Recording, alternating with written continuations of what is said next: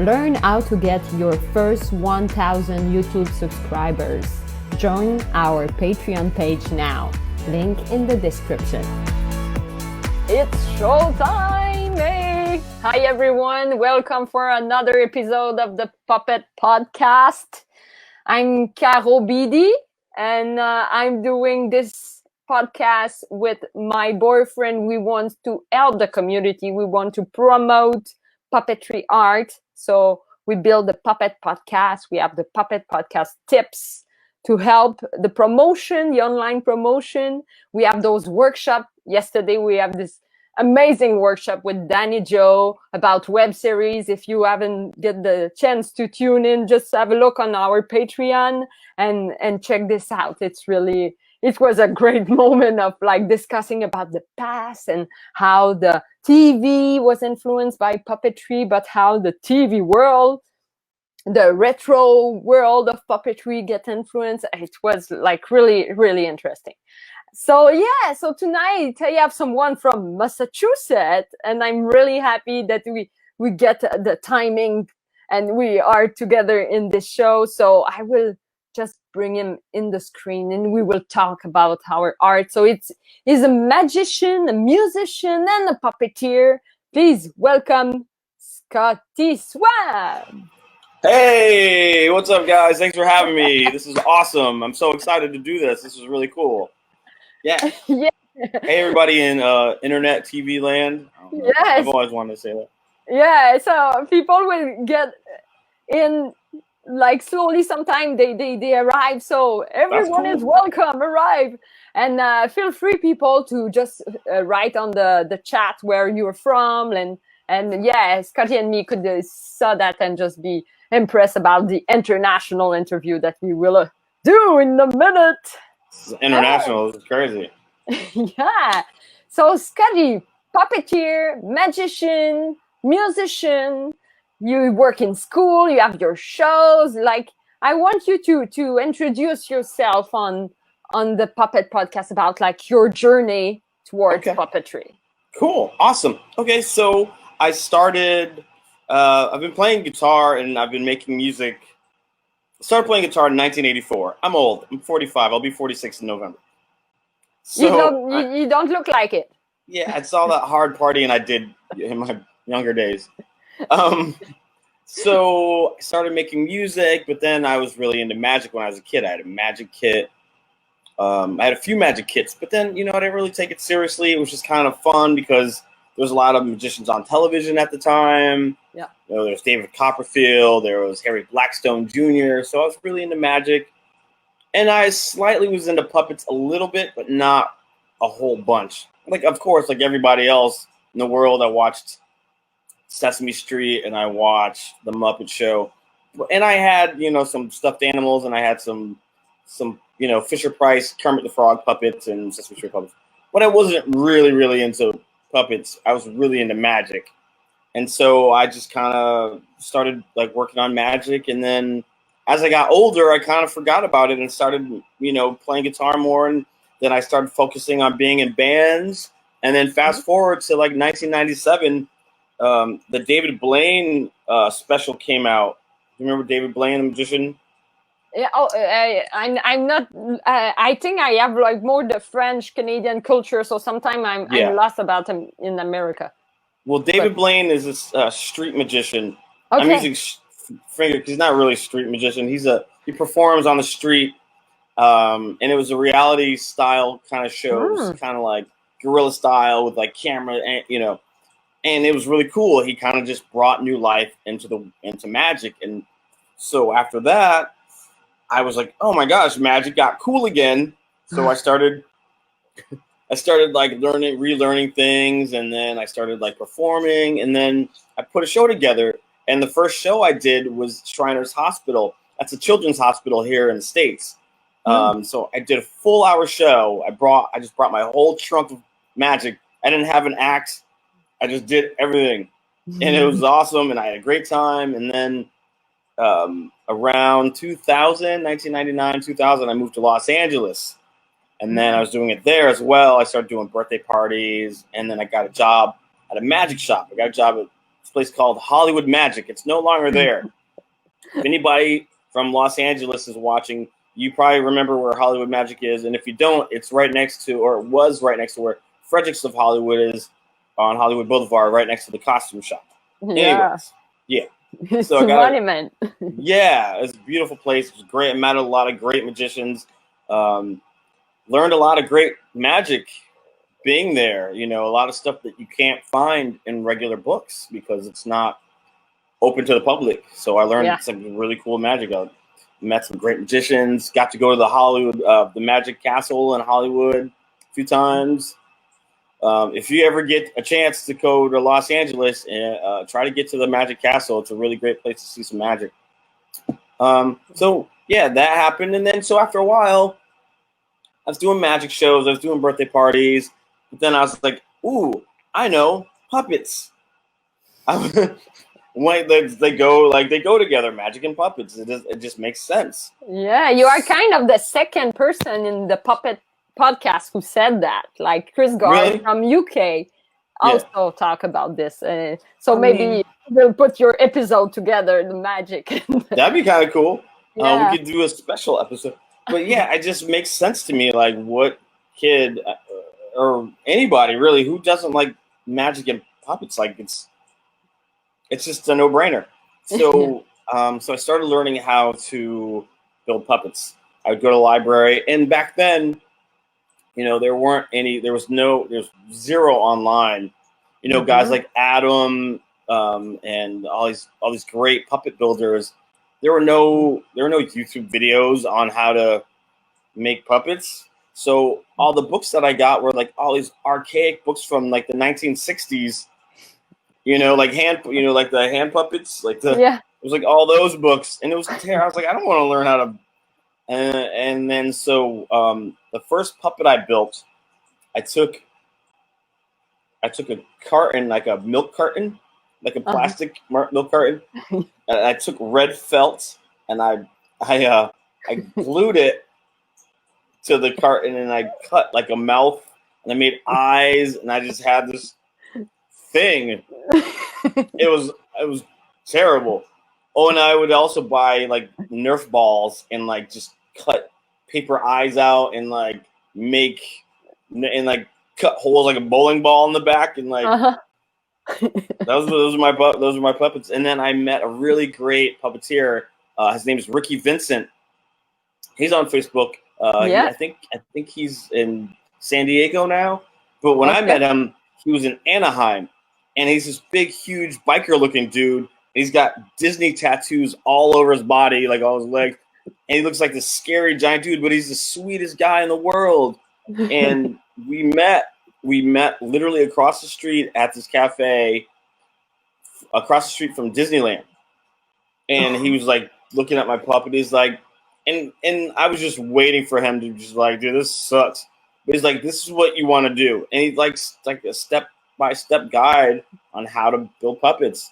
And then eventually I went to his studio. I saw some of his puppets, and I was really inspired. So, yeah, that's just kind of my journey. And then from there, I'm here now, making my own puppets, and, you know. That's so amazing. It's kind of like an unusual path, but at the same time, so full of truth and authenticity. It's really interesting. Yeah. Yeah, so are you ready for my deep question about puppetry? Here we go. Yeah, I'm ready. Yeah. So here we are. So let's talk about why. Why do you cherish the art of puppetry? I cherish the art of puppetry because you could take something that doesn't exist. You could an inanimate object, and you could make it like, you could make it become alive. You could do anything. Like my phone, it could be a puppet. You know, it's just, you know, you could just, he's looking for he's waiting for the bus. He's just like looking. Yeah. You know what I mean? Like you could, like anything could be. It's like magic. It's the same thing. Like you take something and you take nothing and make something out of it. Yeah, the illusion. It's the illusion of something being alive and something that's can express itself. You know what I mean? Like it's great. I think it's beautiful. I think, and not just the stuff I particularly love hand and rod puppets because that's the generation I grew up in, like Sesame Street and Muppets. Yeah. But I also love shadow puppetry, and I love puppetry with just objects. You know what I mean? Yeah. Or I love what you can do with nothing. Yeah. Creating something. It's a lot of power. Like as a musician, you have a musician, you have power on the sound, like now on the image, and the magic brings. I understand your vision on this. I think it's kind of like a lot of stuff, and I want to know the moment you talk a bit about it, but how did your crush for puppetry happen? Do you have like a moment, maybe in the childhood or a specific moment? Okay, so again, Muppets, Sesame Street when I was a kid, but what really got me was HR Puffin stuff. Sid and Marty Krofft from the 70s. They're these giant puppets that they looked really weird and they were like really funky looking, and like it was really like if you could ever go on an acid trip without actually taking acid, that's what this show was. But it was for kids. So it was like these really giant, like funky looking puppets. Google HR Puppet stuff when we're done, or look it up on Instagram or YouTube. Yeah. So that's what kind of got me going. I just like the idea of like these giant puppets doing these weird things and telling these funny stories. And it wasn't necessarily like, like Sesame Street had like, they're teaching you letters and numbers, but these dudes were like going on adventures and doing weird stuff. And I just thought it was cool, and then, I remember the first, I don't know how old I was. I must've been like 3 or 4, maybe 5, but maybe 4. I don't know. But I went to my first real puppet show at this mall in California when I was a kid. And the person that was babysitting me at the time took me, and I think it was with her kids as well. But I remember it was in this room at the mall, and there was a stage, and there was a frog puppet, but it wasn't like a Kermit the Frog puppet. Mm-hmm. It was like just a regular green puppet. But what really freaked me out is it talked back. Puppets never talked back before. It was crazy. I'm so used to seeing like he broke the fourth wall or whatever, and like it freaked me out, and I ran out. I left. I was like, I'm not ready, and I freaked out. I remember I went to the person and like I was like, I'm freaking out, and she's like, look, it's fine. Go back in there. It's not gonna. And so I go back because there's like one part fear, one part curiosity. Yeah. That like I was scared, but I was really like I kept wanting to go. It's like the first time I swam, I jumped into the deep end and then I paddled my way up. It was like that. I was scared, but also I just don't. I just like it was the fear, but it was like also the curiosity. And then I went back in, and then he started talking to me again. And then this time this puppet like spat water at us, and that really freaked me out. I was like, okay, first he's talking, now he's spitting water. I'm not ready. I left again. I ran out of the room again. I think I did it like 3 times, and until the puppeteer was like, look, kid, either in or out. Like you gotta cut it out. It was just funny. But that's what kind of, and then that just kind of morphed into other things. And I didn't know that I could do this for a living. I didn't know that this was something that you could do for real. I thought you had to be on television or you had to be, famous, whatever. I didn't know that you could just do it. But that's just kind of like, it kind of morphed into this thing, and I just love it. I don't know. Yeah. I just enjoy it. Yeah. It's so interesting, the fear and the curiosity feeling. I think it's something real for people, and we get some comment when you were saying this story, and Sarah Nolan or saying Scotty. What's up, Sarah? Yes. So we have plenty of people who comment like Terence also, and hi Edwin. Like, I'm happy to see everyone. That's kind of hey Terence. Oh wow. Yeah, we have people watching, and it's kind of I really understand this kind of like like it's love and hate at the same time of the puppetry, and I think that's what as puppeteer we bring to children. They at some point like, oh, I want to see, I want to touch, but it's so interesting. Well, I noticed when I bring a puppet somewhere, some kids are like, they grab it, and then some kids are just like, they're not ready because it's so real. I think that's the same thing that I felt when I was a kid at that puppet show, because I never experienced a puppet up close before. It was always on television. Yeah. And I think so, like when I bring a puppet somewhere, some kids are curious, and some kids are just like, because it's just so, it's talking to you, it's looking at you. Yeah. It's a little bit freaky. It's weird. Puppets are weird. But so, I get it. Yeah, we said it. It's a bit weird. Yeah. Yeah. So it brings me with my next question, because it's kind of interesting to ask you, as you have like an unusual path. Like, in your opinion, what would be the best field of study to become a puppeteer? I mean, so there's no real one. For me, I just kind of jumped into it, and I just kind of like got gigs. Like when I started, I was living in Los Angeles, and at that time there was a strike. There's a SAG strike, so nobody could work. So I started getting all this work because I was just like this guy, and so I thought I was amazing. I thought I was this amazing puppeteer, so I kept getting all these gigs. So I think jumping into it, I think finding gigs and just finding your own path is a great way. That's kind of how I got into magic and music, though. Like, I'm just that guy that's just like, I'm curious about something. I'm gonna do it. I'm gonna figure out a way to make it work, and I have so far. But also, now that you have the internet and you have all these great websites and Facebook like group pages and books, way more books than I have that were around than when I started. I think meeting other like when I met Ricky, like finding a mentor and just having them like guide you, and don't be afraid to ask questions.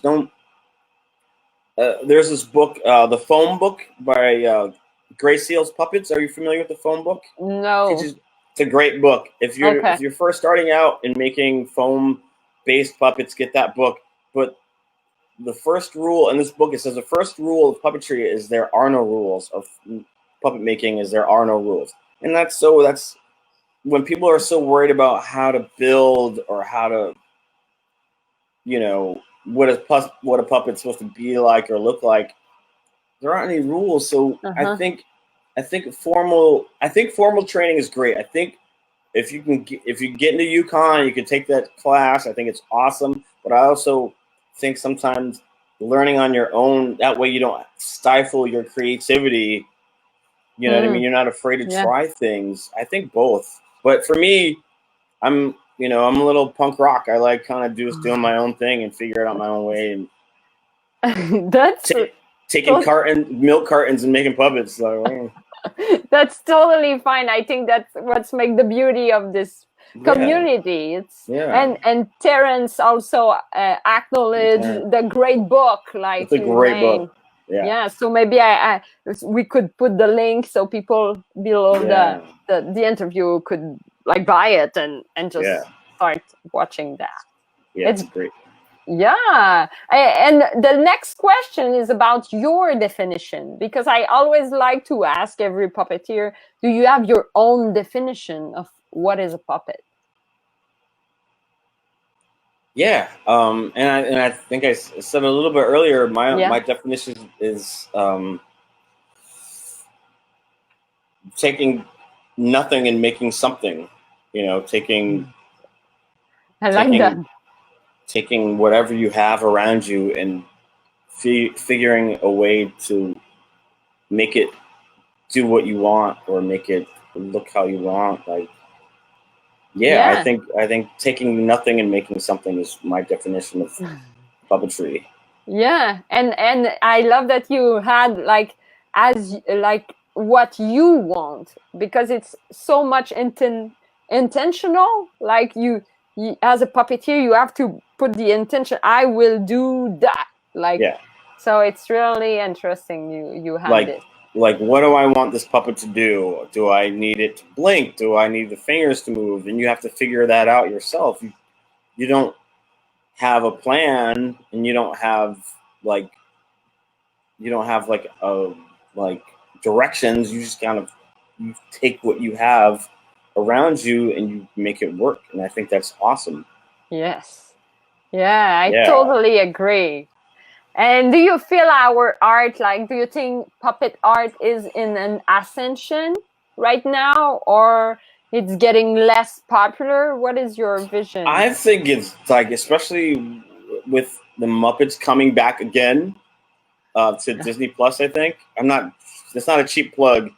But I don't think it ever went away. Same thing with magic. I think like it's just there was a lull for a while, but I think it's like coming back. But with puppetry, I was talking about magic, but with puppetry, especially with like Dragon Con and like all these cool, like, you know, Comic-Con things, and I don't think it ever went away. And people, it's not just kids either. I think adults like my age or younger, people love puppets, and people love the idea of holding a puppet and seeing a puppet up close and wanting to learn. People want to.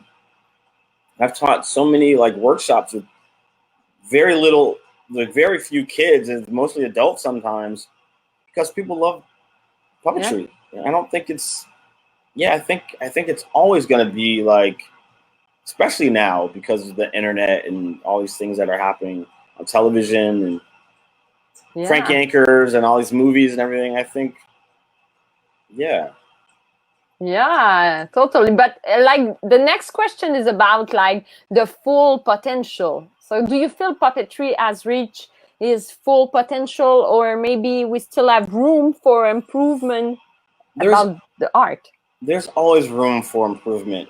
I think with the advancement of like, with all this new technology and with all this like all these things that we have at our fingertips, I think we could do so much more. You know, I went to a puppet slam at Puppet Show Place in Boston, and there was this guy doing puppetry with himself. He was like, it was a video, and he was interacting with himself. But there could be so much more to that, though. You know what I mean? Like, that was just like the tip of the iceberg. I think you could do so much with technology and like interactive animatronics or everything. I think there's so much. It's the same thing with music. There's so many. Everyone's so used to a certain music being made a certain way or magic being done a certain way, but people create all the time. There's guys that do magic shows with televisions, and they're pulling things out of the screen, and it becomes real. And you know what I mean? And I think we could do that with puppetry too. I think we could do all sorts of fun stuff. And there's no endless possibilities. We just gotta, again, no rules. You gotta just make something happen. It's the same thing. And I think that's why that's why I gravitated towards all three, because it's just a way to create. And I don't like rules. I don't like punk rock side. I don't like people telling me how to do things. I just kind of want to figure it out. And I like to experiment. I like to use sound. I like to experiment with sound and different things. And I like taking all three of those and putting them together. And not necessarily per se for a magic show or a puppet show, but just using my brain to like figure out how to smash them all together.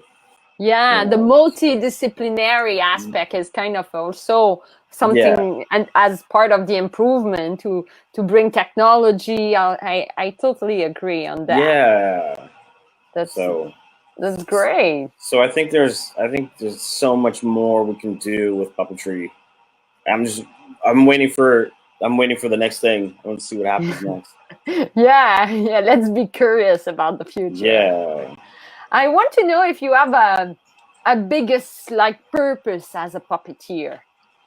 I do. My end game. So where I live is in Springfield, Massachusetts. I've lived all over, but Massachusetts is Springfield in particular is to lower incomes, like inner city. So there are a lot of kids that don't get art here. There are a lot of kids that don't, like, puppet troops aren't coming to Springfield. That's just not going to happen because there's no budget, and like, you know, sometimes they don't even realize that they're here. They don't think about it, you know. And so I like to, even though I complain about my neighborhood because it's really terrible, but at the same time, I like that I can, when the library was open, I like going to the library and bringing puppets and like hanging out and like doing stuff with the kids. You know, I did a puppet show, and I did a workshop of like a simple paper bag puppet workshop. But they loved it because they don't get that. So that's my purpose. My purpose is to bring puppetry into different areas, like lower income areas, and show kids that like you don't have to just play sports or dance, or you know, there's other things you can do, and you can look like me, and you could do that, you know. And I think it's cool. So I wanna be able to do that everywhere, though, not just here, but in different countries. I want to take my puppets and go different places, and that's my end game. Yeah, that's my end game. I love this. It's so much like it's philanthropic. Like you help human being, you help humanity. I don't even think it like that. But you know, I've never really thought about it like that. I just like, I want to be the cool weird dude that comes to libraries and is like, you know. But we need weird dude who come and do some funny stuff with children and and then they sometimes like they recognize me on the street. It's just funny. They're like, "Yeah, you were at my school." I was like, "Yeah, it's me." Yeah, so it's pretty cool. Yay! And where do you see puppetry art in 10 years? I hopefully, like I hope there's, like, again, I hope there's more advancements in like puppet technology. I hope there's like, I hope we don't just stay where we are right now. And I feel like regardless of, well, especially for television, I think because it's just easy, and a lot of producers want that. And I know there's a lot of puppeteers out there that want to experiment more, but they don't have the means, or they don't, you know what I mean? They don't have like any opportunities to do that. So I want us to be able to like do bigger things. I want us to get out of what's normal in puppetry and try different things. Yeah.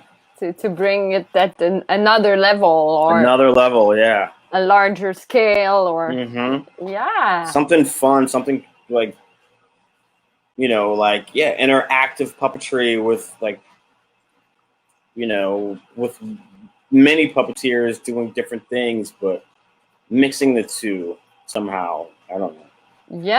Yeah, but it's positivity. I enjoy it. Let's get out of the box and let's mix our art. Let's do something cool. Yeah. Yeah, let's wish that. And to conclude, I always want to see maybe a puppet. So do you have a puppet near you? You would I've got like to bring? So many puppets near me. Okay, so I'm gonna bring out this one because I just got it. I just ordered it from Luna's Puppets, Kevin Gorby, Luna's Puppets. Yeah. This is like my 5th puppet that I got from him. Oh, pups are falling. Sorry. All right. This is. Yeah. Hi. Hold on. There we go. Hello. Hello. Yeah. Can't really. Where am I looking? Yeah, it's kind of opposite, guy. It's yeah. Yeah. It's like a TV monitor. Yes, it's opposite. There we go. There we go. Yes. So yeah, this is me for my. I have a new show that's soon to be titled. You saw the logo on my Instagram. Yeah. My Instagram is Puppet Dojo. The Puppet Dojo. If you guys are on Instagram or Facebook, I'm sorry. Twitter is Mr. Fuznoggin, Scotty Swan. Well, maybe they'll send links. I don't know. We'll figure it out. Yeah, we could put it below the interview. Let's hashtag all the thing we need. And yeah. You want to be in the show? I'm a star. Yeah. I can give you the full screen if you want for a second, just to. Okay. Yeah. So I come back. See you. Hi everyone. I don't have a voice for him yet, so you gotta give me a minute. So yeah, this is the new puppet. All right, I guess. Yeah, you can maybe tell a joke, a little. Not prepared.